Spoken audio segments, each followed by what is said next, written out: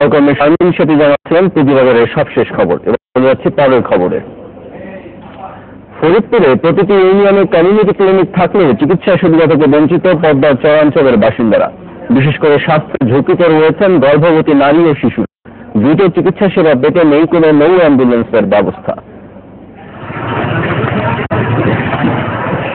জেলার ৮টি ইউনিয়নের বড় অংশই পদ্মার চরাঞ্চল নিয়ে গঠিত। এসব চরের বাসিন্দা অর্ধলক্ষাধিক। এদের বেশিরভাগই নদী ভাঙনে ভিটামাটি হারিয়ে বাধ্য হয়েছেন চরাঞ্চলে বসতি করতে।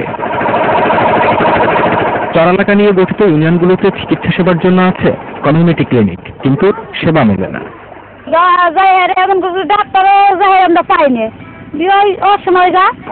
সবচেয়ে দুর্ভোগে পড়েন গর্ভবতী নারীরা। অনেক ক্ষেত্রে সময় মতো হাসপাতালে পৌঁছাতে না পারায় নৌকাতেই গর্ভপাতের ঘটনাও ঘটেছে। বেশ কয়েকজন প্রসূতির এতে মৃত্যু হয়েছে।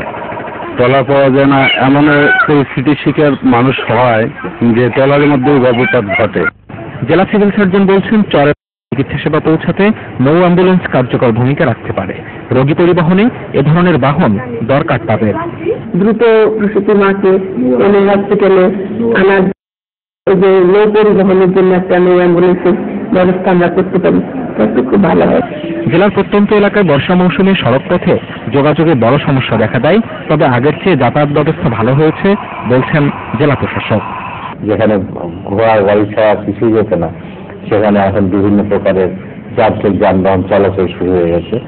আমার মনে হয় যে এটা অচিরেই তাদের জীবনযাত্রার মান একেবারে উন্নতি। ৮ ইউনিয়নের চরাঞ্চলের বাসিন্দারা বলছেন, সরকারের পক্ষ থেকে নৌ অ্যাম্বুলেন্স সেবা চালু করা হলে অনাকাঙ্ক্ষিত অনেক মৃত্যুই এড়ানো সম্ভব। Independent news.